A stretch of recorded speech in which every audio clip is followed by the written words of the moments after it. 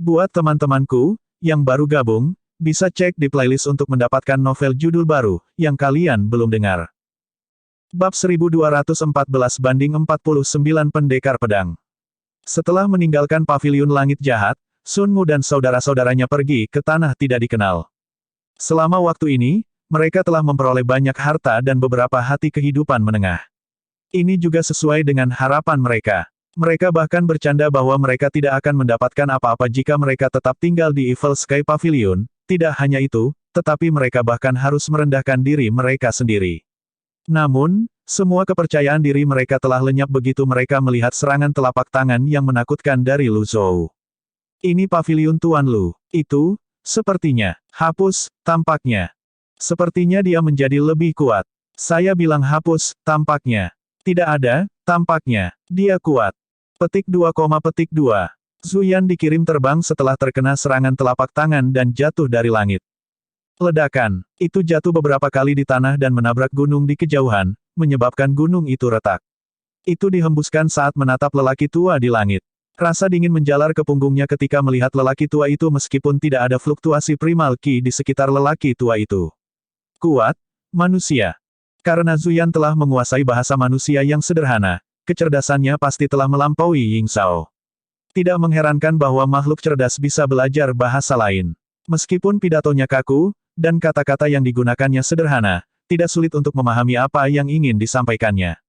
Pada saat ini, Zuyan tiba-tiba melompat dan mengambil sepotong gunung yang rusak dan melemparkannya ke Lu Zhou. Astaga, puncak gunung itu seperti pemecah es, membelah langit dan menusuk ke arah Lu Zhou. Semua orang memperhatikan dengan ama. Jika serangan itu mendarat, bahkan jika seseorang tidak mati, dia akan terluka parah. Zuyan benar-benar kuat, bahkan bisa memindahkan gunung. Lu Zhou tidak menghindar, tanpa nama dalam bentuk pedang muncul di tangannya. Kemudian, dia mendorongnya keluar. Annem melepaskan pedang energi sepanjang 1000 kaki untuk menghadapi serangan yang masuk. Bang! Tanpa nama dengan mudah menembus dan menghancurkan potongan gunung sebelum terus menembak ke depan. Di tengah kabut hitam, pedang energi emas dari Annem membuat para pembudidaya berseru kagum dan kagum. Hanya dalam beberapa saat, pedang energi panjang muncul di depan Zuyan dengan kecepatan kilat. Zuyang memukul dadanya dengan kedua tangan dan meraung dengan gemuruh sebelum mengulurkan tangan untuk meninju pedang energi. Itu mendaratkan beberapa pukulan pada pedang energi. Bang! Lu Zhou mengendalikan Annem dan mendorong ke depan. Didorong oleh kekuatan surgawi, pedang energi menembus dada Zuyan. Suara tabrakan dan raungan tiba-tiba berhenti. Para pembudidaya, masih kagum, mulai berdiskusi dengan sungguh-sungguh di antara mereka sendiri.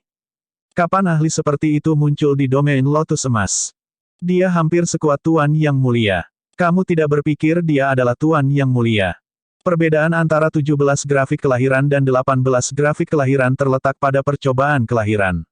Setelah mengaktifkan bagan kelahiran ke-18 dan melewati 3 ujian kelahiran, seseorang akan dapat memahami kekuatan Dao. Aku tidak melihatnya menggunakan kekuatan Dao. Apa kekuatan Dao? Seseorang bertanya dengan rendah hati. Ada hukum untuk manusia, bumi, dan langit. Terus terang, pembudidaya biasa menggunakan kekuatan di lautan Qi dan Tian mereka sementara Yang Mulia dapat menggunakan kekuatan Dao, yang seperti kekuatan alam semesta. Berdasarkan apa yang Anda katakan, bukankah itu berarti Tuan Yang Mulia tidak terkalahkan? Tentu saja tidak. Kultivasi adalah tindakan yang menantang surga. Yang Mulia tetaplah manusia, dan dengan demikian, terkekang oleh belenggu langit dan bumi, seseorang menjawab. Seseorang berkata sambil menghela nafas, selain itu, manusia telah berada dalam posisi yang tidak menguntungkan melawan binatang buas untuk waktu yang lama. Ketika diskusi berhenti, mereka mengalihkan perhatian mereka ke pedang energi panjang yang menembus dada Zuyan. Darah mengalir keluar dari dada Zuyan. Itu membuka dan menutup mulutnya saat menundukkan kepalanya untuk melihat dadanya. Lu Zhou menarik pedang energi, menyebabkan Zuyan terhuyung mundur. Pada saat ini, primal ki yang kacau di tanah tidak dikenal mulai bergerak, menyebabkan binatang buas itu mengeluarkan tangisan panjang. Angin kencang dan primal ki mengamuk pada saat yang sama, semakin mengaburkan pandangan semua orang. Sama seperti semua orang berpikir bahwa Zuyan akan mati, tiba-tiba ia melompat. Ledakan. Tanah bergetar. Itu melompat ke dalam kabut hitam, mengaum, sebelum menukik ke bawah. Mulutnya terbuka lebar, matanya merah, dan tubuhnya berlumuran darah saat jatuh ke arah Lu Zhou dengan tinjunya. Lu Zhou sedikit mengernyit. Pedang energi telah menembus titik vitalnya. Di luar dugaannya bahwa itu tidak hanya tidak mati, tetapi masih memiliki begitu banyak kekuatan yang tersisa. Zuyan sepertinya tidak berniat melarikan diri. Sepertinya ingin binasa bersama dengan Lu Zhou. Segel es. Lu Zhou melepaskan kemampuan jantung kehidupan yang dia peroleh dari Lu Wu alih-alih menggunakan kemampuan membekukan dari keramik berlapis ungu. Tidak perlu menggunakan keramik berlapis ungu untuk berurusan dengan Zuyan. Retakan. Suara pembentukan es dan retakan terdengar di udara. Seperti yang diharapkan, kecepatan Zuyan sangat melambat oleh energi yang membekukan. Lu Zhou naik lebih tinggi ke langit. Segel kurungan. Segel pengurungan telah ditingkatkan dan memperoleh efek baru, Li Qiangjun. Sulit untuk melihat segel kurungan di tengah kabut hitam karena segel kurungan juga hitam. Ketika muncul dari awan hitam, tampak seolah-olah muncul dari udara tipis, dan jatuh seperti gunung, itu membuat semua orang terkejut. Bang! Segel pengurungan menghantam kepala Zuyan. Di bawah tekanan berat dari segel pengurangan tingkat fusi dan efek barunya, kekuatan 1000 pon, Zuyan bahkan tidak memiliki kesempatan untuk menyentuh Lu Zhou sebelum jatuh dari langit. Petik 2, Sun Mu dan saudara-saudaranya memasang ekspresi kaku di wajah mereka. Mereka merasa seolah-olah ada sesuatu yang tersangkut di tenggorokan mereka merasa sangat tidak nyaman. Sebaliknya, Kong Wen dan ketiga saudaranya berada dalam kondisi yang jauh lebih baik. Selain merasa sedikit malu, mereka sangat gembira dan bersemangat. Setelah beberapa saat, Zuyan akhirnya berhenti bergerak, itu telah kehilangan napas. Lu Zhou melambaikan tangannya, dan segel pengurungan menyusut dengan cepat sebelum terbang kembali ke tangannya. Lu Zhou tidak terganggu dengan perhatian semua orang padanya. Dia sudah lama terbiasa. Ekstrak jantung kehidupan, kata Lu Zhou. Dipahami. Yu Sangrong segera bekerja. Pedang panjang umur bergerak maju mundur pada mayat raksasa itu. Butuh beberapa saat sebelum dia akhirnya mengekstraksi jantung kehidupan. Tuan, ada dua hati yang hidup, kata Yu Sangrong. Semua orang melihat dua hati kehidupan di depan Yu Sangrong dengan kaget dan iri. Namun demikian, yang bisa mereka lakukan hanyalah melihat. Bagaimanapun juga, hukum rimba diberlakukan dengan ketat di tempat ini. Tidak ada keadilan atau alasan untuk dibicarakan, hanya kekuatan. Lu Zhou mengangguk setelah melihatnya. Tidak heran Zuyan bisa berdiri lagi setelah titik vitalnya tertusuk. Untungnya, itu hanya Raja Binatang Buas. Jika itu berevolusi menjadi Kaisar Binatang Buas, itu akan merepotkan untuk dihadapi. Setelah Yu Sangrong kembali, dia melemparkan dua hati kehidupan ke Ming Xiyin. Pada saat ini, dua sosok muncul di kabut hitam. Mereka berdua membawa pedang di punggung mereka, rambut mereka diikat di sanggul, dan mereka berdua mengenakan jubah Tao. 40 pendekar pedang dari Pegunungan Utara. Lu Zhou mengangkat kepalanya dan melihat ke atas. Semua orang menahan napas, berpikir bahwa segala sesuatunya tidak terlihat baik. Mungkin, lelaki tua itu akan dirampok. Hal-hal seperti itu terlalu umum di tanah tidak dikenal. Kultivator yang kuat akan bertindak tanpa malu-malu dan menggunakan metode tercela untuk mendapatkan apa yang mereka inginkan. Perampokan adalah hal yang sangat umum. Lagi pula, bahkan jika seorang tokoh terkemuka melakukan perampokan di sini, selama mereka membunuh orang-orang yang terlibat, tidak ada yang lebih bijaksana. Setiap orang yang baru saja menghela napas lega mulai merasa gugup lagi. Pada saat ini, hanya binatang terbang dan binatang buas yang bergerak. Tidak ada yang berani bergerak. Saya salah satu dari 49 pendekar pedang dari Pegunungan Utara, Yuan Lang. Bolehkah saya bertanya ahli mana yang membunuh Zuyan? Yuan Lang bertanya. Tidak ada yang menjawab. Lu Zhou tidak bisa diganggu untuk menjawab. Sebaliknya, dia menjentikkan lengan bajunya dan kembali ke Witsart. Yuan Lang mengangkat suaranya dan bertanya lagi, bolehkah saya bertanya ahli mana yang membunuh Zuyan? Para pembudidaya hanyalah penonton. Pertempuran dengan Zuyan tidak ada hubungannya dengan mereka. Orang yang membunuh Zuyan masih ada. Karena orang itu tidak angkat bicara, bagaimana mereka berani angkat bicara? Berbicara hanya akan memberi 49 pendekar pedang dari Pegunungan Utara kesempatan untuk merampok Lu Zhou. Bukankah mereka akan membuat Lu Zhou menjadi musuh? Mereka tidak bodoh. Tidak peduli apa, mereka tidak akan terlibat dalam kekacauan ini. Namun, keheningan kolektif semacam ini membuat Yuan Lang semakin marah. Dia meninggikan suaranya lagi. Pakar yang membunuh Zuyan, silakan maju.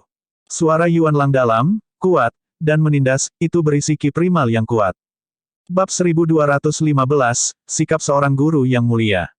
Meskipun kata-kata Yuan Lang sopan, dia tidak bisa menyembunyikan rasa superioritas yang terukir jauh di dalam tulangnya. Ada nada memerintah saat dia berbicara. Lu Zhou masih tidak bisa diganggu untuk menanggapi. Hanya karena Anda bertanya kepada saya, apakah saya harus menjawab Anda? Lalu apa yang terjadi dengan harga diri dan martabat saya? Setelah melompat ke punggung Wizard, Lu Zhou melambaikan lengan bajunya dan berkata, lanjutkan ke utara. Iya, Yu Sangrong dan Yu Zhenghai kembali ke sisi Wizard. Kong Wen dan ketiga saudaranya memandang Yuan Lang dengan waspada sebelum mereka buru-buru pindah ke belakang Wizard. Lu Zhou terus mengabaikan Yuan Lang dari 49 pendekar pedang di wilayah pegunungan utara dan memanggil dengan suara yang dalam, Sun Mu. Sun Mu dan keempat saudaranya gemetar pada saat yang bersamaan. Tuan P. Pavilion. Si Wuya telah melaporkan masalahmu kepadaku, kata Lu Zhou. Mereka berlima mulai sebelum mereka berlutut sebelum berkata serempak, Tuan Pavilion, tolong maafkan kami. Para pembudidaya menyaksikan dengan ekspresi bingung di wajah mereka. Kong Wen dan saudara-saudaranya bahkan lebih bingung daripada yang lain. Mereka bisa dianggap kenal dengan Sun Mu dan saudara-saudaranya. Meskipun kelima bersaudara itu bukan tokoh terkemuka dengan kekuatan yang mengguncang wilayah Lotus Hijau, mereka bisa dianggap agak terkenal di tanah tidak dikenal. Dari semua orang, mereka juga memiliki peluang tertinggi untuk bergabung dengan regu pemburu monster. Kong Wen secara naluriah menoleh untuk melihat Lu Zhou dan bertanya-tanya, siapa orang tua ini? Lu Zhou menggelengkan kepalanya dan berkata, apakah kamu layak? Tidak layak, tidak layak, tidak layak, tidak layak, tidak layak. Terlepas dari jawabannya, Sun Mu tampak agak tidak setuju saat dia berkata, setelah kami berlima bergabung dengan Evil Sky Pavilion, kami tidak melakukan apa-apa sepanjang hari. Ketika fenomena ketidakseimbangan dimulai, Tuan Ketujuh masih tidak melakukan apa-apa. Kami tidak setuju dengan kelambanannya sehingga kami datang ke tanah tidak dikenal. Tolong mengerti, Master Pavilion. Petik 2. Lu Zhou menggelengkan kepalanya. Apakah kamu masih ingat kata-kata yang kamu ucapkan di depanku hari itu? Petik 2, petik 2. Sun Mu tahu dia telah mengabaikan semua kata yang dia katakan sebelumnya. Tidak peduli seberapa fasih dia, tidak ada gunanya mengatakan apapun sekarang. Ming Shiyin tersenyum dan berkata, aku sangat mengagumimu. Meskipun kamu mengkhianati Evil Sky Pavilion, kamu masih bisa membuatnya terdengar sangat benar. Petik 2. Dikhianati. Para pembudidaya memusatkan perhatian pada kata itu secara instan. Dimanapun tempatnya, pengkhianatan tidak dapat ditoleransi. Dari klan kecil hingga sekte besar di mana-mana, pengkhianatan dibenci oleh semua orang. Saya tidak setuju. Aku juga tidak setuju. Setiap orang memiliki perannya masing-masing. Kami, saudara, hanya ingin berguna. Itu benar, itu benar. Pada saat ini, Yuan Lang akhirnya menyadari keributan di dekat sisi Lu Zhou. Yang lain berdiri diam dengan hormat, tetapi sekelompok orang di sana tidak memperhatikannya sama sekali. Dia mengejek sebelum dia dan rekannya menukik turun dari langit. Saya mengajukan pertanyaan. Cepat dan jawab. Para pembudidaya menggelengkan kepala dan menghela nafas ke dalam. Sepertinya konflik tidak bisa dihindari. Duo ini adalah bagian dari 49 pendekar pedang dari Pegunungan Utara yang dipimpin oleh Yang Mulia Guru Qin, mereka tidak bisa dianggap enteng. Hanya dalam sekejap mata, keduanya telah tiba beberapa meter dari Lu Zhou. Mereka ingin menggunakan kekuatan mereka untuk memaksanya kembali. Namun demikian, Lu Zhou tidak melihat mereka sama sekali. Tiba-tiba, segel energi emas meledak. Segel energi itu seperti teknik suara, mendorong Yuan Lang dan rekannya kembali. Kemudian, suara gemuruh Lu Zhou yang membawa kekuatan besar laut terdengar di udara. Kamu masih basah di belakang telinga, enyahlah. Yuan Lang dan rekannya yang dikirim terbang mundur merasakan dada mereka mati rasa. Ki dan darah mereka melonjak hebat di tubuh mereka, dan kekuatan tirani mengoyak lautan ki dan tian mereka. Jika kekuatannya sedikit lebih kuat, mereka akan terluka parah. Duo ini terbang kembali sekitar 50 meter sebelum mereka akhirnya mendapatkan kembali pijakan mereka. Semua kesombongan dan rasa superioritas mereka menghilang tanpa jejak pada saat ini. Yuan Lang menarik napas dalam-dalam dan menahan kesombongannya sebelum dia membungkuk dan berkata, Tuan Qin mengundang senior untuk mengobrol. Lu Zhou terus mengabaikan Yuan Lang dan menatap kelima bersaudara itu. Yuan Lang merasa tertahan. Dia tidak punya pilihan selain mengatakan lagi, ada peluang besar lebih jauh ke utara. Yang Mulia Tuan Qin benar-benar tulus bertemu dengan Anda. Lu Zhou terus mengabaikannya. Sun Mu dan yang lainnya masih berlutut, posturnya agak tidak nyaman. Mereka gemetar terus-menerus saat keringat membasahi punggung mereka ketika mereka melihat bagaimana Lu Zhou sepenuhnya mengabaikan Yang Mulia Tuan Qin. Pada saat ini, Ming Shihin berbalik dan berkata, tulus. Ini, jika dia tulus, dia seharusnya datang ke sini. Jenis udara apa yang dia coba pakai? Apakah Anda pikir ada orang yang bisa berbicara dengan tuan saya? Apakah kamu sedang bermimpi? Kata Ming Shihin. Wajah Yuan Lang memerah. Semua orang terkejut. Mereka yakin Lu Zhou bukanlah seorang guru yang mulia sehingga mereka tidak dapat memahami keangkuhannya. Yuan Lang membungkuk dan berkata, Tuan Qin memiliki sesuatu yang penting untuk diperhatikan. Kalau tidak, dia pasti sudah datang. Ini salahku karena bersikap kasar dan menyinggung senior. Jangan bicara omong kosong. Tuanku juga sangat sibuk. Tolong jangan ganggu tuanku, kata Ming Shihin. Apakah tuan yang mulia satu-satunya yang sibuk? Mengapa tuanku harus pergi bersamamu? Betapa sombongnya. Yuan Lang dibuat terdiam oleh kata-kata Ming Shihin. Setelah beberapa lama, dia akhirnya berkata, saya mengerti. Aku tidak akan mengganggu senior lagi. Pamitan. Duo itu mencengkeram dada mereka dan pergi dalam keadaan menyesal. Yuan Lang berkata, junior mengerti, junior tidak akan mengganggu senior. Selamat tinggal. Setiap orang. Petik 2, petik 2. Semua orang tercengang. Duo pergi begitu saja. Apakah mereka bukan bagian dari 49 pendekar pedang dari wilayah pegunungan utara? Bukankah mereka baru saja sombong beberapa saat yang lalu? Mengapa mereka membungkuk dan menggaruk di saat berikutnya? Yang paling penting, siapa lelaki tua itu yang bahkan Yang Mulia Tuan Qin ingin bertemu dengannya? Sementara itu, Kong Wen dan saudara-saudaranya menelan ludah. Apakah mereka secara tidak sengaja menempel pada paha yang sangat tebal dan paha yang kuat? Kong Wen merasa ingin pingsan karena malu ketika dia mengingat dirinya sendiri yang mengatakan dia ingin memimpin pertempuran. Yuan Lang dan rekannya terbang cukup jauh sebelum mereka berhenti. Yuan Lang kemudian melancarkan serangan batuk yang hebat. Apakah kamu baik-baik saja? Saya baik-baik saja. Yuan Lang meletakkan tangannya di lautan Qi dantiannya untuk menenangkan darah dan Qi yang melonjak. Rekannya berkata dengan marah, orang itu benar-benar berani mengabaikan Yang Mulia Tuan Qin. Dia benar-benar terlalu berani. Dia ahli. Kalau tidak, apakah Anda pikir saya akan mendukungnya? Yuan Lang berkata tanpa daya, selain itu, Yang Mulia Tuan Qin dan yang lainnya telah melakukan perjalanan ke utara. Mungkin mereka akan bertemu dengannya nanti. Bukan hal yang buruk untuk menanggungnya. Apakah lelaki tua itu adalah Tuan Yang Mulia?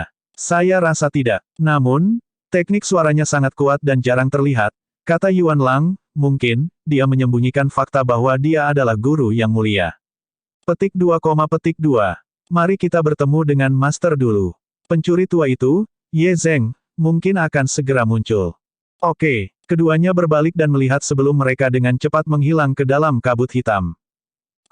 Lu Wu terus membelai janggutnya saat dia melihat kelima bersaudara yang sedang berlutut di udara. Kemudian, dia bertanya tanpa nada, apakah kamu tahu apa yang paling aku benci? Kelimanya menggelengkan kepala. Lu Zhou berkata, pengkhianatan. Sun Mu segera bersujud. Kami tidak berani mengkhianati Evil Sky Pavilion. Tolong mengerti, Pavilion Master, kami benar-benar hanya ingin mencoba keberuntungan kami di tanah tidak dikenal. Yu Zhenghai mencibir. Aturan diperlukan karena suatu alasan. Tanpa aturan, akan terjadi kekacauan. Pavilion Langit Jahat memiliki aturannya sendiri, dan apa yang telah kamu langgar adalah dasar dari Pavilion Langit Jahat. Menurutmu anggota Pavilion Langit Jahat berada di bawah talenta hebat seperti dirimu, kan?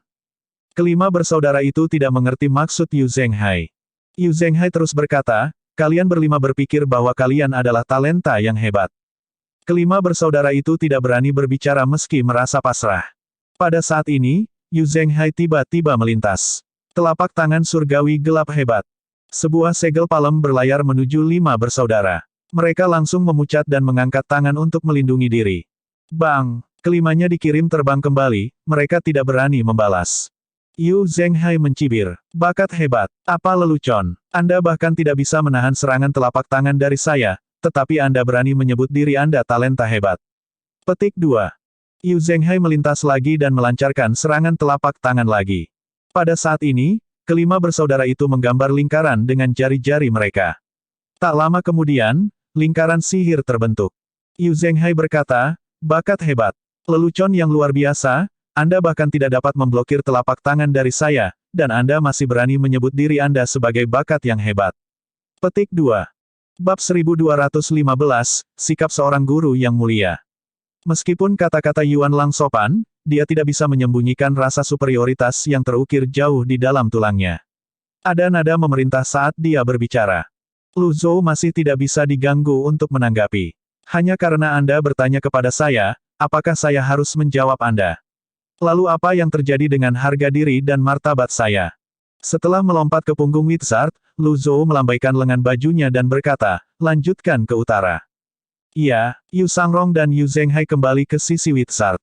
Kong Wen dan ketiga saudaranya memandang Yuan Lang dengan waspada sebelum mereka buru-buru pindah ke belakang Wizard. Lu Zhou terus mengabaikan Yuan Lang dari 49 pendekar pedang di wilayah pegunungan utara dan memanggil dengan suara yang dalam, Sun Mu. Sun Mu dan keempat saudaranya gemetar pada saat yang bersamaan. Tuan P. Pavilion. Si Uya telah melaporkan masalahmu kepadaku, kata Lu Zhou. Mereka berlima mulai sebelum mereka berlutut sebelum berkata serempak, Tuan Pavilion, tolong maafkan kami. Para pembudidaya menyaksikan dengan ekspresi bingung di wajah mereka. Kong Wen dan saudara-saudaranya bahkan lebih bingung daripada yang lain. Mereka bisa dianggap kenal dengan Sun Mu dan saudara-saudaranya. Meskipun kelima bersaudara itu bukan tokoh terkemuka dengan kekuatan yang mengguncang wilayah Lotus Hijau, mereka bisa dianggap agak terkenal di tanah tidak dikenal. Dari semua orang, mereka juga memiliki peluang tertinggi untuk bergabung dengan regu pemburu monster. Kong Wen secara naluriah menoleh untuk melihat Lu Zhou dan bertanya-tanya, siapa orang tua ini? Lu Zhou menggelengkan kepalanya dan berkata, apakah kamu layak? Tidak layak, tidak layak, tidak layak, tidak layak, tidak layak. Terlepas dari jawabannya, Sun Mu tampak agak tidak setuju saat dia berkata, setelah kami berlima bergabung dengan Evil Sky Pavilion, kami tidak melakukan apa-apa sepanjang hari. Ketika fenomena ketidakseimbangan dimulai, Tuan Ketujuh masih tidak melakukan apa-apa. Kami tidak setuju dengan kelambanannya sehingga kami datang ke tanah tidak dikenal. Tolong mengerti, Master Pavilion. Petik 2. Lu Zhou menggelengkan kepalanya. Apakah kamu masih ingat kata-kata yang kamu ucapkan di depanku hari itu? Petik 2, petik 2. Sun Mu tahu dia telah mengabaikan semua kata yang dia katakan sebelumnya. Tidak peduli seberapa fasih dia, tidak ada gunanya mengatakan apapun sekarang. Ming Shiyin tersenyum dan berkata, aku sangat mengagumimu. Meskipun kamu mengkhianati Evil Sky Pavilion, kamu masih bisa membuatnya terdengar sangat benar. Petik 2. Dikhianati. Para pembudidaya memusatkan perhatian pada kata itu secara instan. Dimanapun tempatnya, pengkhianatan tidak dapat ditoleransi. Dari klan kecil hingga sekte besar di mana-mana, pengkhianatan dibenci oleh semua orang. Saya tidak setuju. Aku juga tidak setuju. Setiap orang memiliki perannya masing-masing. Kami, saudara, hanya ingin berguna. Itu benar, itu benar. Pada saat ini, Yuan Lang akhirnya menyadari keributan di dekat sisi Lu Zhou. Yang lain berdiri diam dengan hormat, tetapi sekelompok orang di sana tidak memperhatikannya sama sekali. Dia mengejek sebelum dia dan rekannya menukik turun dari langit. Saya mengajukan pertanyaan. Cepat dan jawab. Para pembudidaya menggelengkan kepala dan menghela nafas ke dalam. Sepertinya konflik tidak bisa dihindari. Duo ini adalah bagian dari 49 pendekar pedang dari Pegunungan Utara yang dipimpin oleh Yang Mulia Guru Qin, mereka tidak bisa dianggap enteng. Hanya dalam sekejap mata, keduanya telah tiba beberapa meter dari Lu Zhou. Mereka ingin menggunakan kekuatan mereka untuk memaksanya kembali. Namun demikian, Lu Zhou tidak melihat mereka sama sekali. Tiba-tiba, segel energi emas meledak. Segel energi itu seperti teknik suara, mendorong Yuan Lang dan rekannya kembali. Kemudian, suara gemuruh Lu Zhou yang membawa kekuatan besar laut terdengar di udara. Kamu masih basah di belakang telinga, enyahlah. Yuan Lang dan rekannya yang dikirim terbang mundur merasakan dada mereka mati rasa.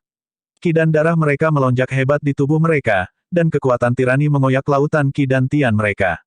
Jika kekuatannya sedikit lebih kuat, mereka akan terluka parah. Duo ini terbang kembali sekitar 50 meter sebelum mereka akhirnya mendapatkan kembali pijakan mereka. Semua kesombongan dan rasa superioritas mereka menghilang tanpa jejak pada saat ini. Yuan Lang menarik napas dalam-dalam dan menahan kesombongannya sebelum dia membungkuk dan berkata, Tuan Qin mengundang senior untuk mengobrol. Lu Zhou terus mengabaikan Yuan Lang dan menatap kelima bersaudara itu. Yuan Lang merasa tertahan. Dia tidak punya pilihan selain mengatakan lagi, ada peluang besar lebih jauh ke utara. Yang mulia Tuan Qin benar-benar tulus bertemu dengan Anda. Lu Zhou terus mengabaikannya. Sun Mu dan yang lainnya masih berlutut, posturnya agak tidak nyaman. Mereka gemetar terus-menerus saat keringat membasahi punggung mereka ketika mereka melihat bagaimana Lu Zhou sepenuhnya mengabaikan Yang Mulia Tuan Qin. Pada saat ini, Ming Shihin berbalik dan berkata, tulus. Jika dia tulus, dia seharusnya datang ke sini. Jenis udara apa yang dia coba pakai? Apakah Anda pikir ada orang yang bisa berbicara dengan tuan saya? Apakah kamu sedang bermimpi? Kata Ming Shihin. Wajah Yuan Lang memerah. Semua orang terkejut. Mereka yakin Lu Zhou bukanlah seorang guru yang mulia sehingga mereka tidak dapat memahami keangkuhannya. Yuan Lang membungkuk dan berkata, Tuan Qin memiliki sesuatu yang penting untuk diperhatikan. Kalau tidak, dia pasti sudah datang. Ini salahku karena bersikap kasar dan menyinggung senior. Jangan bicara omong kosong. Tuanku juga sangat sibuk. Tolong jangan ganggu tuanku, kata Ming Shihin. Apakah tuan yang mulia satu-satunya yang sibuk? Mengapa tuanku harus pergi bersamamu? Betapa sombongnya. Yuan Lang dibuat terdiam oleh kata-kata Ming Shihin. Setelah beberapa lama, dia akhirnya berkata, saya mengerti. Aku tidak akan mengganggu senior lagi. Pamitan.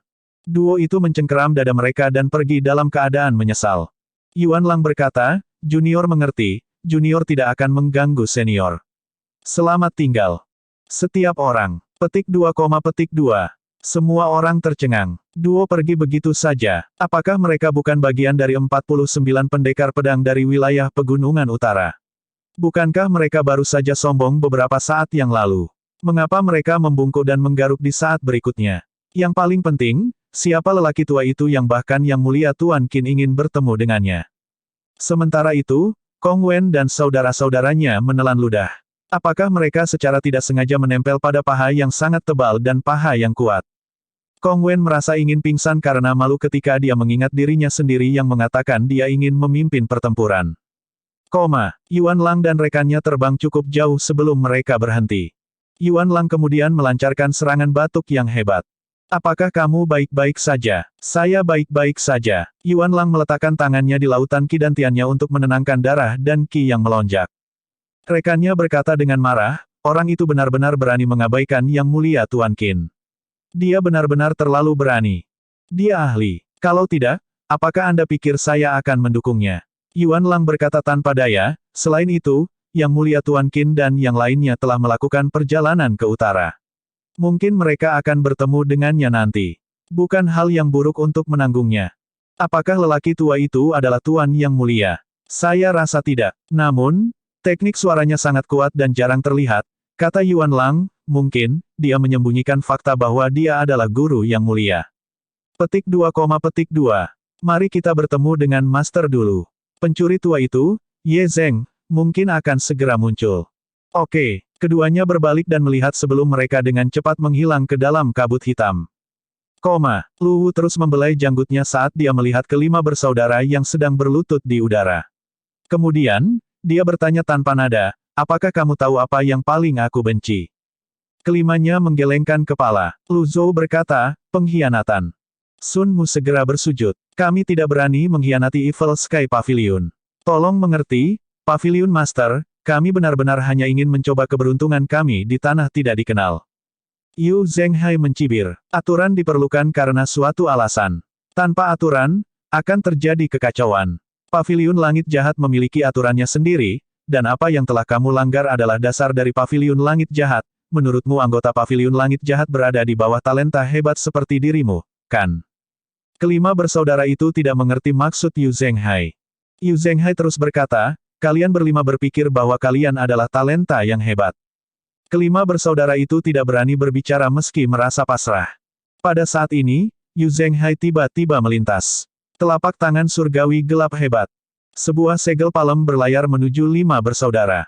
Mereka langsung memucat dan mengangkat tangan untuk melindungi diri.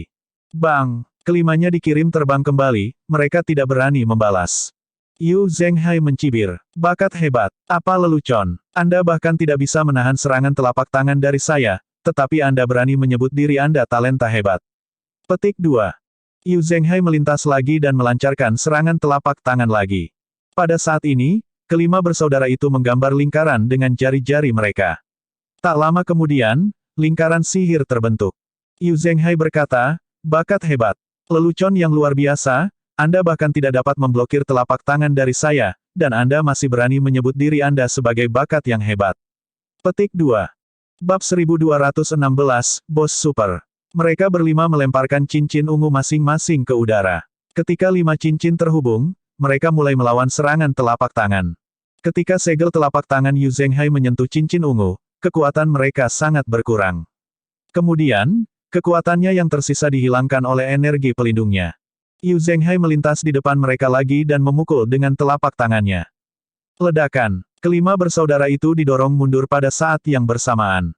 Darah dan ki mereka mengamuk hebat di tubuh mereka, dan lengan mereka mati rasa. Yu Zhenghai berkata, terlalu lemah. Kelima bersaudara itu tercengang. Bagaimana murid pertama dari Evil Sky Pavilion bisa begitu kuat? Biarkan aku mencoba. Sesosok muncul dari belakang kerumunan dan tiba di depan 5 bersaudara dengan pedang di tangan.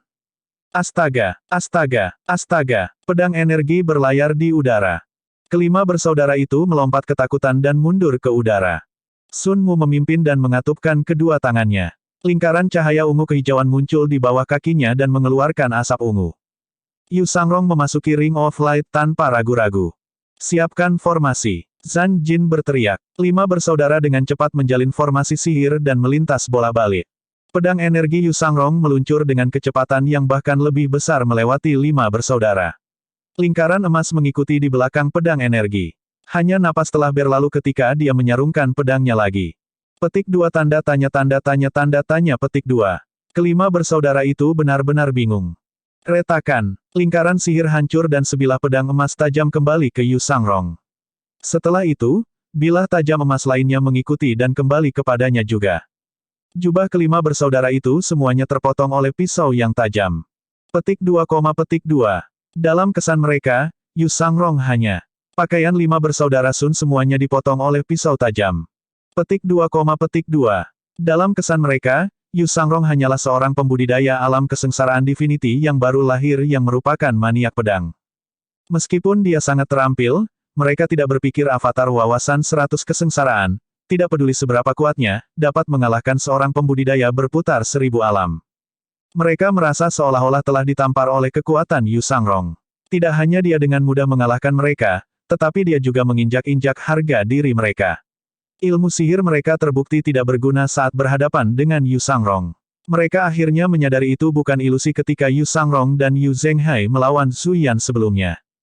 Pakan, pakan. Pakan, pakan, pakan. Ming Xiyin menepuk Qiongqi. Dia berkata dengan malas, membosankan. Bahkan jika saya memberi mereka waktu untuk mengatur formasi mereka, mereka tetap tidak akan cocok untuk saya. Saya tidak suka menindas yang lemah. Petik 2. Kata-kata ini datang dari hati Ming Xiyin. Adapun apakah orang lain percaya atau tidak, dia tidak tahu dan tidak peduli. Pakan, pakan, pakan. Qiongqi mengibaskan ekornya. Petik 2, petik 2. Kelima bersaudara itu memandang Ming Xiyin dengan ekspresi kompleks di wajah mereka saat mereka mengingat pertama kali mereka bertemu dengannya. Dia memang lawan yang luar biasa. Kalau tidak, bagaimana dia bisa datang dan pergi sesuka hatinya pada saat itu ketika berhadapan dengan mereka, yang berada di tahap berputar 1000 alam. Pada saat ini, Yan Zhenluo dan Lu Li berjalan keluar. Mereka mengepalkan tangan ke arah kelima bersaudara itu dan berkata, tolong beritahu kami. Duo ini tidak ragu-ragu dan segera memanifestasikan astrolab mereka. Astrolabe Yan Zhenluo bersinar dengan 6 grafik kelahiran. Meskipun Lu Li belum pulih sepenuhnya, 5 bagan kelahirannya masih bersinar jelas di astrolabenya. Ini, kelima bersaudara itu terkejut. Sementara itu, Kong Wen dan saudara-saudaranya merasa malu. Itu menjadi semakin canggung. Sepertinya Lu Zhou tidak melebih-lebihkan ketika dia mengatakan satu-satunya kegunaan mereka adalah untuk membantu mereka melacak. Sun Mu dan saudara-saudaranya merasa seperti ditampar berulang kali. Sebelumnya, selain Lu Zhou, mereka pikir mereka yang terkuat. Namun, jelas tidak demikian. Bagaimana paviliun langit jahat bisa begitu kuat? Siapa yang tahu apa yang dipikirkan Sun Mu? Mungkin, dia mencoba menyelamatkan bagian terakhir dari martabatnya, tetapi dia secara naluriah melihat kedua gadis yang duduk di punggung Wizard. Setelah melihat ini, Yuaner kecil mengeluarkan nirvana sasnya. Dia meletakkan tangannya di pinggulnya dan berkata, kakak senior, dia menatapku. Aku ingin menghajarnya. Ming Shiyin menggelengkan kepalanya dan berkata, adik junior, jangan marah. Ini hanya sekilas. Itu bukan masalah besar. Saya merasa dia tidak yakin. Tidak, aku yakin, kata Sun Mu buru-buru. Kami juga yakin, kami juga yakin, kami juga yakin. Kami juga yakin. Bahkan seorang kakak laki-laki senior yang kuat harus menjilatnya. Jelas dia adalah leluhur kecil di Evil Sky Pavilion. Mereka akan mencari kematian jika mereka memprovokasi dia. Kelima bersaudara itu berlutut lagi. Tuan Pavilion, maafkan kami, kami berlima bersedia bersumpah bahwa kami akan mematuhi aturan Pavilion Langit Jahat sampai hari kami mati.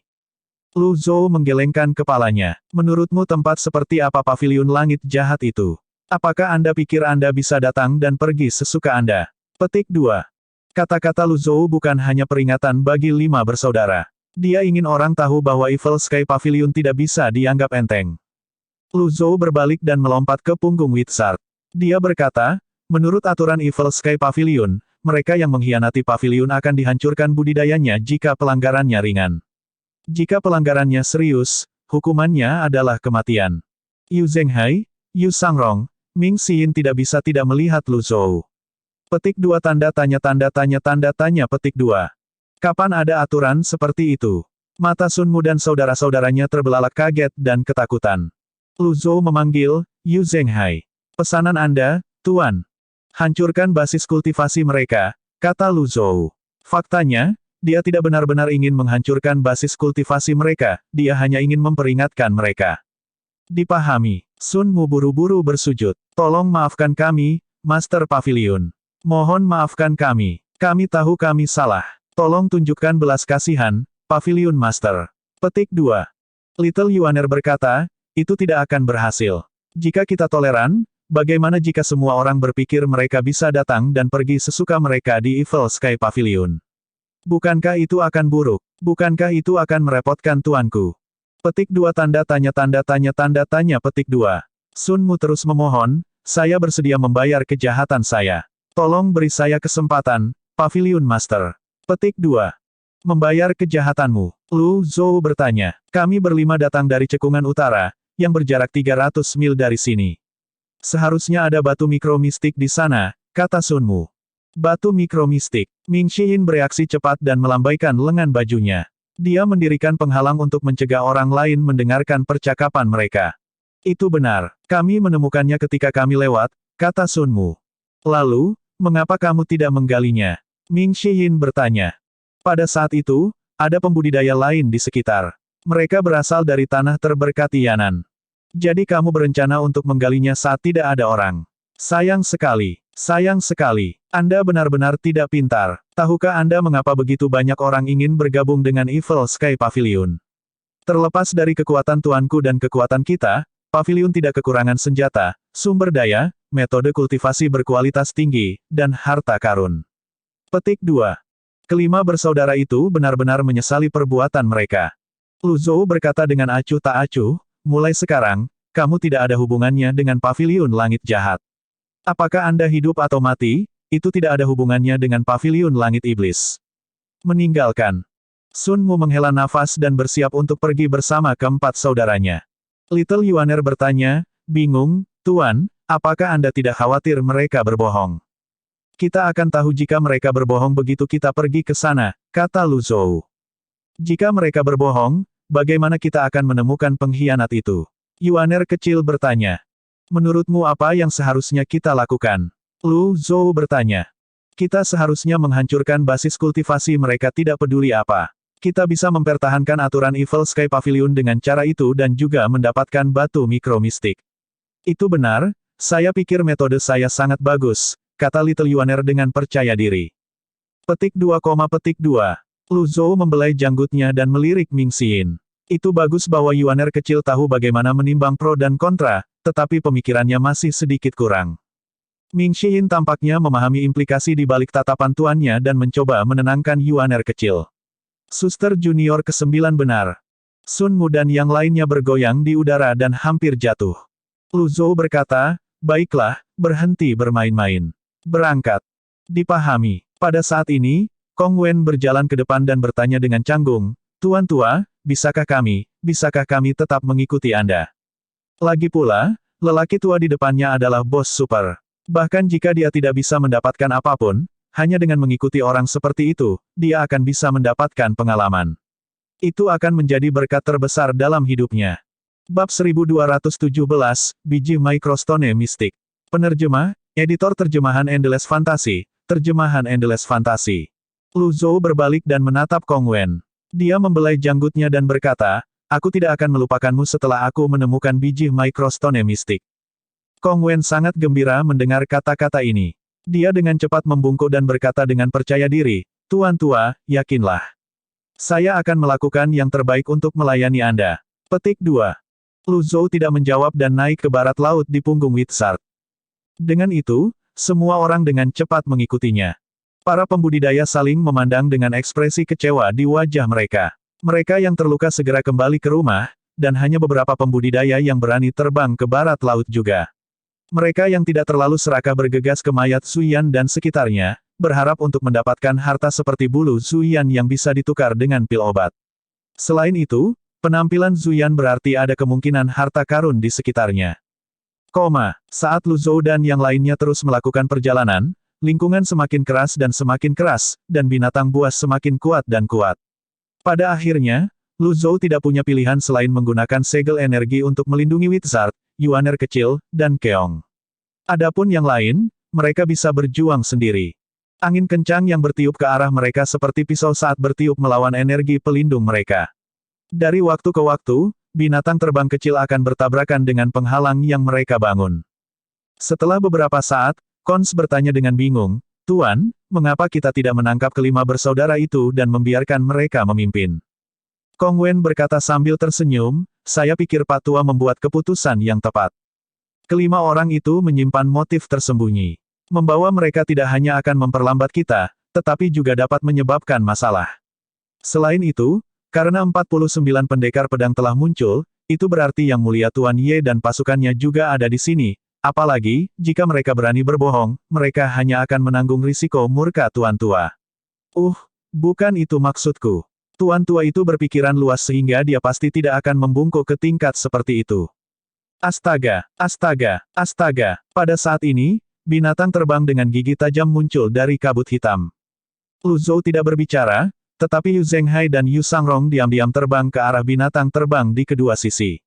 Duo ini menggunakan pedang energi dan pedang energi mereka untuk membantai binatang terbang, baik yang tingkat menengah maupun tinggi, di udara, dengan paksa membuka jalur berdarah untuk dilalui oleh yang lain. Setelah terbang selama sehari semalam, jumlah binatang buas akhirnya berkurang. Tidak ada lagi kebutuhan bagi Yu Zhenghai dan Yu Sangrong untuk membuka jalan bagi mereka. Pada saat ini, Kong Wen menunjuk ke ngarai berkabut yang dikelilingi oleh pegunungan sementara pohon-pohon kuno tumbuh di tengahnya dan berkata, kami telah tiba. Tempat ini sangat berbahaya bagi sebagian besar pembudidaya. Mungkin ada binatang buas yang kuat yang tersembunyi di dalam kabut di ngarai. Faktanya, ada ngarai yang tak terhitung jumlahnya seperti ini di tanah tidak dikenal, kata Kong Wen sebelum menambahkan, Tuan Tua, tolong biarkan kami 4 bersaudara menangani ini untuk Anda. Ming Shihin memandang mereka dengan rasa ingin tahu dan berkata, terserah Anda. Jangan khawatir, kata Kong Wen dengan percaya diri. Keempat bersaudara itu terbang menuju tepi ngarai sebelum Kong Wen mengeluarkan hampir 100 jimat dari sakunya. Kemudian, Kong Wu, saudara laki-laki kedua, mulai menggambar formasi di tanah. Formasinya tampak sederhana, tetapi sebenarnya membutuhkan banyak pengalaman untuk menggambar. Setelah Kong Wu selesai, jimat ditempelkan pada formasi yang sesuai. Kong Wen memukulkan tangannya ke tengah formasi sebelum formasi berdengung dan menyala. Setelah itu, Primal Ki mulai melonjak saat jimat menyala satu demi satu, membentuk lingkaran cahaya yang menyilaukan. Formasi ini agak sederhana. Ini biasanya digunakan untuk mencari biji Microstone Mistik. Kesulitannya terletak pada mengendalikannya untuk mencari biji secara akurat dan cepat. Ada energi khusus dalam batu mikromistik yang akan menyebabkan jimat jatuh seperti kepingan salju ketika jimat mendekati mereka. Kabut putih mengaburkan pandangan kami, kata saudara keempat. Kemudian, dia terbang ke langit di atas ngarai. Dia mengamati sekelilingnya sejenak sebelum dia kembali lagi. Kemudian, dia berkata, dalam keadaan normal, seharusnya tidak ada kabut putih yang begitu tebal di sini. Saya menduga Sun Mu dan yang lainnya menggunakan beberapa teknik sihir untuk menyembunyikan tempat ini. Itu bukan masalah. Bang! Yu Zhenghai terbang ke langit di atas ngarai sebelum dia menjentikkan tangannya. Jasper Sabre terbang sebelum Yu Zhenghai melemparkan Dark Heavenly Starlight. Dengan pedang di tengah, segel energi seperti kincir angin terbang ke segala arah, membersihkan kabut. Bang! Bang! Bang! Bang! Bang! Setelah itu, Yu Zhenghai menebang pohon dalam radius beberapa ribu meter.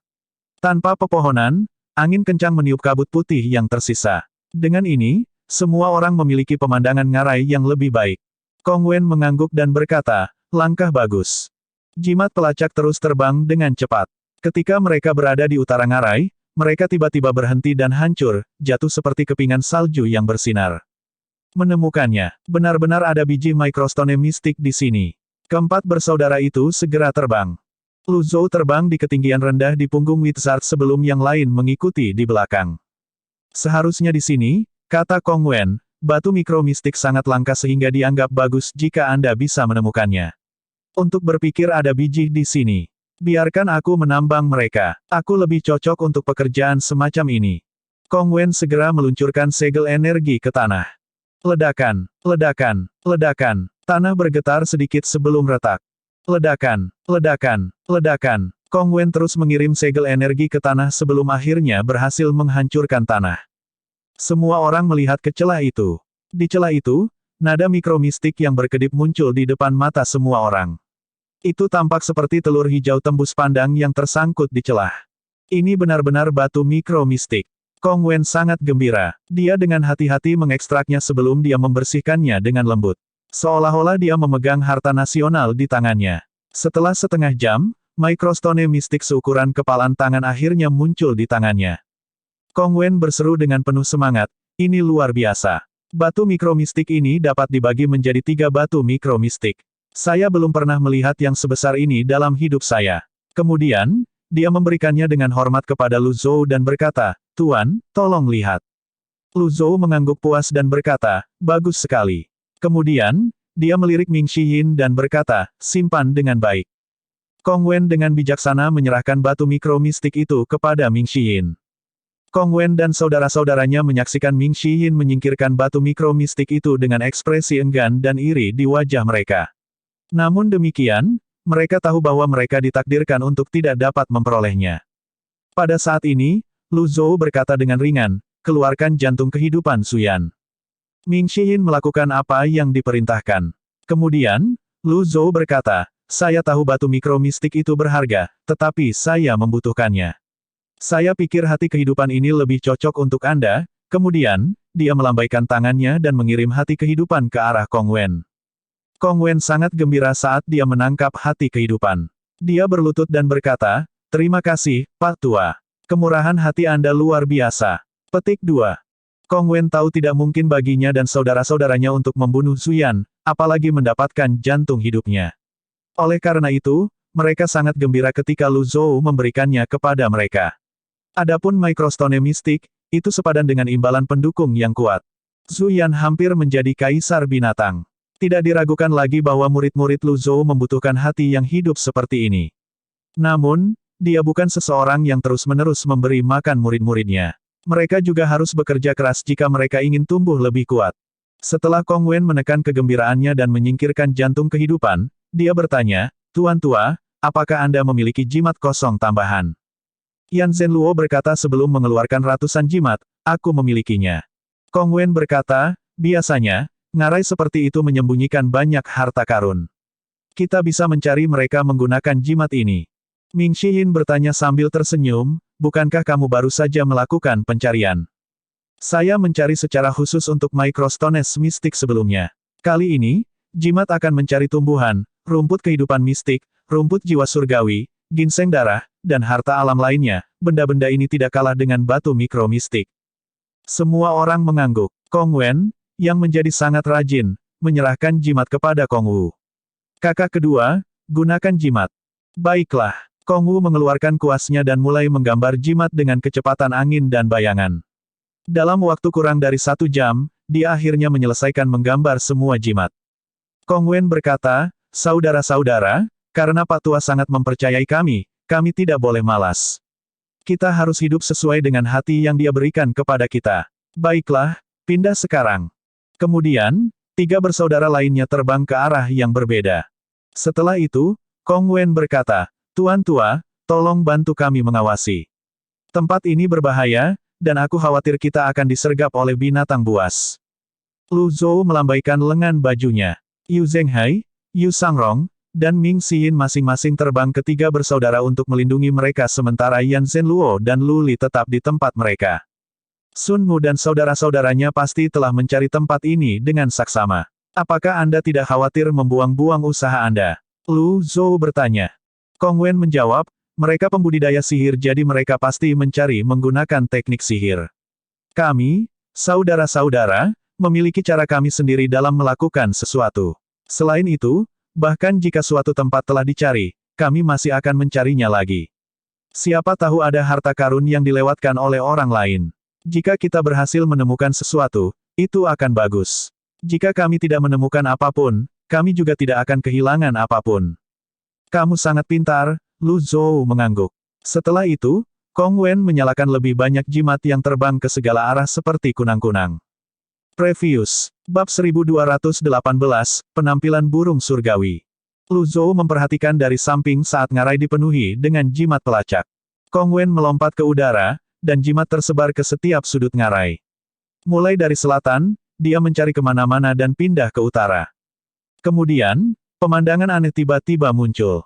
Semua jimat tiba-tiba berkumpul. 3 saudara laki-laki Kong Wen buru-buru terbang kembali ke sisinya dan menyaksikan pemandangan aneh itu dengan kaget. Yu Zhenghai, Yu Sangrong, dan Ming Xiyin terbang kembali juga dan melihat ke tempat jimat berkumpul. Jimat itu berkibar seperti kupu-kupu saat ditarik oleh semacam kekuatan ke arah yang sama. Aneh. Kong Wen mengerutkan kening sebelum dia terbang keluar. Lu Zhou mengendarai punggung Wizard dan terbang keluar serta semua orang mengikuti dari belakang. Ketika jimat mencapai tepi ngarai, mereka terbang melampaui batasnya. Apa yang sedang terjadi? Ming Xiyin bertanya. Saya juga tidak tahu. Ini pertama kalinya saya melihat sesuatu seperti ini, jawab Kong Wen. Jangan bilang kita menemukan harta yang sangat berharga. Belum tentu, kata Kong Wen, ini sepertinya bukan harta surgawi. Jimat ini hanya akan hancur ketika mereka menghadapi jenis energi tertentu. Mungkin, itu semacam formasi yang menyerap energi vitalitas. Semua orang terus mengikuti jimat. Tiba-tiba, jimat pelacak menukik ke bawah dan memasuki lubang tersembunyi di tanah. Hati-hati, Kong Wen mengingatkan semua orang. Semua orang berhenti dan melihat ke bawah dari langit. Tidak ada yang bisa dilihat kecuali kegelapan di dalam lubang, itu seperti gua mistik air hitam. Lu Zhou mengaktifkan kemampuan Netherwolf King dan melihat ke bawah. Dia melihat jimat terus berjatuhan seolah-olah ada sesuatu yang menarik mereka. Itu agak aneh. Setelah itu, dia menekan tangannya ke bawah.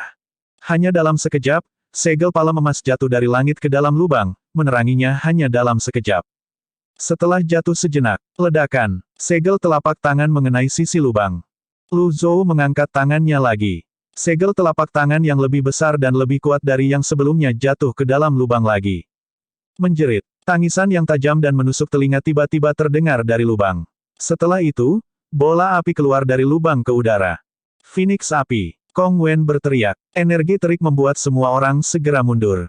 Ketika bola api mencapai tinggi di atas langit, tiba-tiba ukurannya bertambah ratusan dan ribuan kali lipat. Kemudian, sayap-sayap menyala yang membentang ribuan kaki membentang, menutupi langit. Kegelapan dari kabut hitam itu langsung disingkirkan oleh api Fire Phoenix. Itu seterang siang hari. Ini adalah Phoenix api. Kong Wen berkata dengan penuh semangat. Lu Zhou dan yang lainnya juga terkejut. Lu Li berkata dengan cemberut, ini adalah penampakan burung dewa, aku tidak tahu apakah kemunculan Fire Phoenix menandakan bencana atau berkah. Yan Zhenluo berkata, saya tidak menyangka bisa melihat burung dewa seperti Fire Phoenix. Aku hanya membacanya di buku kuno. Karena kobaran api, hanya garis besar umum Fire Phoenix yang bisa terlihat seperti kepala, ekor, dan sayapnya. Ukurannya sangat besar, dan nyala apinya sangat panas dan sangat terang. Itu membuat orang bertanya-tanya bagaimana Fire Phoenix bertahan dari panas seperti itu. Sebagai perbandingan, manusia benar-benar terlihat lemah. Fire Phoenix memekik lagi sebelum mengepakkan sayapnya. Api menghujani ke segala arah hanya dalam sekejap. Semua binatang buas di darat dan binatang terbang di langit dibakar sampai garing. Menghindari, Lu Zhou mendirikan penghalang energi untuk mencegah hujan api. Pada saat ini, Phoenix api terbang ke utara. Saat terbang, binatang terbang dan binatang buas berserakan ketakutan. Itu menerangi kegelapan dalam radius 10.000 meter saat terbang dan mengeringkan air di belakangnya. Kong Wen berkata dengan malu-malu, "Tuan tua, saya tidak menyangka bisa mengeluarkan Fire Phoenix. Mohon maafkan saya." Lu Zhou menggelengkan kepalanya dan berkata, "Tidak, kamu melakukan pekerjaan dengan baik." Kong Wen, yang telah dipuji, bingung. Setelah memikirkannya sebentar, dia buru-buru bertanya, "Tuan tua, apakah Anda berencana untuk menjatuhkan Fire Phoenix?" Lu Zhou menggerakkan Wizard dan berkata, "Ikuti aku." Lu Zhou yakin ini adalah lampu merah yang dilihatnya melalui kekuatan penglihatan tulisan surgawi. Kong Wen tercengang. Dia tidak tahu apakah dia harus mengikuti Lu Zhou. "Saudara laki-laki," Kong Wu menyenggol Kong Wen. Dengan dorongan ini, Kong Wen sadar kembali dan berkata dengan tegas, "Apakah ini berkah atau bencana, kita tidak bisa menghindarinya. Ikuti aku." Dengan itu, keempat bersaudara itu mengejar Lu Zhou. Fire Phoenix benar-benar menarik perhatian dengan api dan ukurannya. Lu Zhou benar-benar ingin menggunakan beberapa kartu serangan mematikan untuk segera menjatuhkannya. Namun, ini adalah Phoenix api yang juga dikenal sebagai burung abadi. Itu memiliki kemampuan khusus, itu bisa dilahirkan kembali dari abu. Seberapa kuat? Lu Zhou bertanya. Ada desas-desus bahwa burung abadi adalah binatang suci dari kekosongan besar. Kemudian, untuk beberapa alasan yang tidak diketahui, ia bersembunyi di tanah tidak dikenal. Dari kelihatannya, Phoenix api ini tidak memiliki kekuatan penuh. Namun, kemungkinan sekuat kaisar binatang setidaknya, jawab Kong Wen sambil mencoba menekan kegembiraannya. "Apakah ini sebabnya semua yang mulia bergegas ke sini?" Lu Zhou bertanya. Kong Wen berkata, "Ketika Fire Phoenix berada di puncaknya, itu adalah binatang buas tingkat tertinggi dan paling mulia. Secara alami, itu terlemah ketika dilahirkan kembali. Namun, karena itu masih sebanding dengan kaisar binatang, wajar saja jika semua yang mulia menginginkan jantung hidupnya. Setiap tahun, 4 tuan yang mulia akan mengirim orang untuk mencari kaisar binatang. Namun, tanah tidak dikenal terlalu luas, dan kaisar binatang biasanya bersembunyi di jantung tanah tidak dikenal. Mereka cerdas dan tidak akan mudah ditemukan. Sekarang setelah fenomena ketidakseimbangan telah terjadi, bagaimana mungkin tuan yang mulia melepaskan kesempatan yang begitu baik?" Yan Zhenluo bertanya dengan cemas, "Tuan Pavilion, targetnya terlalu mencolok. Haruskah kita terus mengejarnya?" "Lanjutkan," kata Lu Zhou dengan tegas. "Bahkan 100 batu mikro mistik tidak dapat dibandingkan dengan burung abadi ini, bagaimana dia bisa membiarkannya pergi?" Setelah 1 jam, Fire Phoenix menukik ke bawah. Apinya menghilang saat memasuki celah gunung yang besar. Tepat ketika Lu Zhou akan mengikuti, sekelompok pembudidaya bergegas dari cakrawala yang jauh. 49 pendekar pedang, Kong Wen mengingatkan Lu Zhou. 49 pendekar pedang dari pegunungan utara terlatih dengan baik. Mereka terbang dalam formasi saat mereka bergegas menuju celah gunung. Bukan hanya 49 pendekar pedang. Para pembudidaya terbang menuju celah gunung dari segala arah. Beberapa pembudidaya berhenti dan melihat ke langit. 49 pendekar pedang tiba lebih dulu. Kelompok pembudidaya berkumpul di kejauhan. Banyak dari mereka menunggu api muncul lagi. Jelas, mereka berencana untuk bergegas segera setelah Fire Phoenix muncul. Bagus, kelompok lain telah tiba. Ketidakseimbangan telah membuat segalanya lebih hidup. Ada begitu banyak orang yang tidak takut mati. Lu Zhou menyapu pandangannya ke semua orang, semua detail mereka muncul di depannya. Dia menemukan ada cukup banyak pembudidaya teratai hitam yang hadir di tahap berputar 1000 alam. Ada sangat sedikit pembudidaya teratai merah yang hadir, dan mereka yang hadir lemah. Ada beberapa pembudidaya teratai putih dan pembudidaya teratai ungu juga. Namun, lebih dari setengahnya berasal dari domain lotus hijau. Sementara para pembudidaya menunggu, mereka berdiskusi dengan penuh semangat di antara mereka sendiri.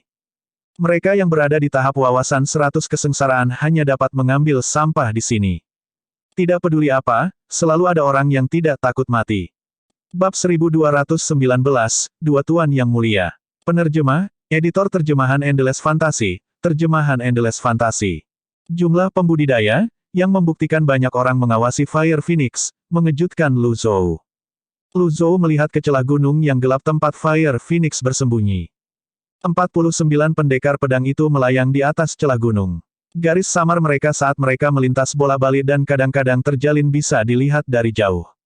Seolah-olah mereka sedang menyiapkan formasi. Kadang-kadang, mereka akan mengirim beberapa orang untuk mengamati situasi. Secara keseluruhan, mereka mengabaikan para pembudidaya di sekitarnya. Hal-hal seperti itu biasa terjadi di tanah tidak dikenal.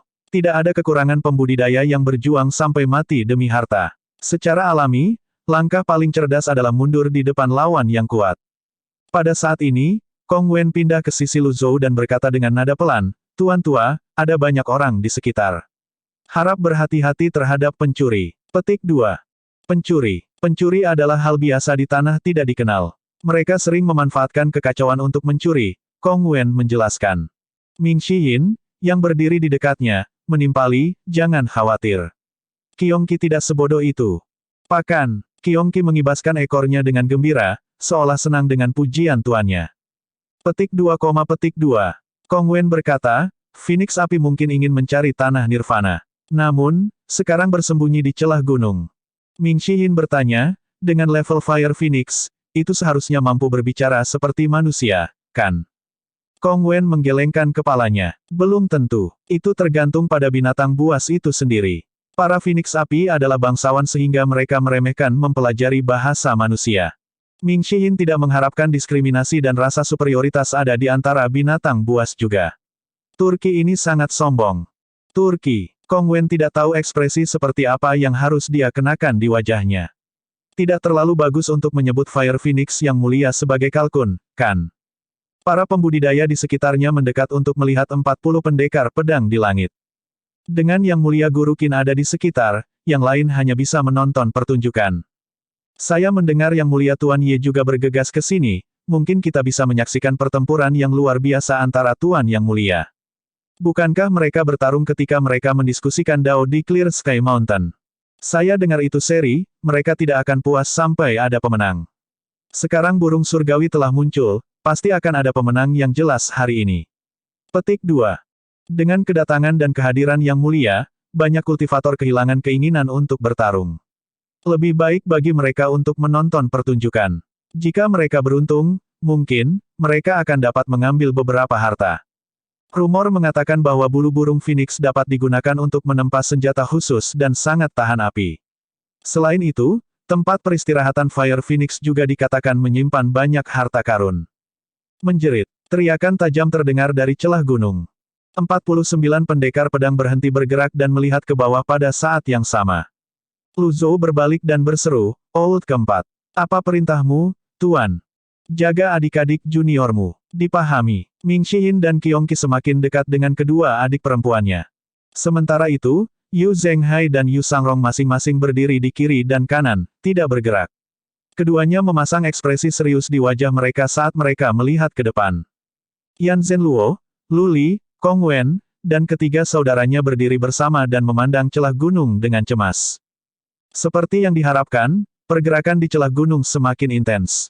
Tak lama kemudian, seberkas api melonjak ke langit dari celah gunung yang gelap gulita. Lebarnya ratusan kaki, dan ekornya yang merah panjangnya ratusan kaki.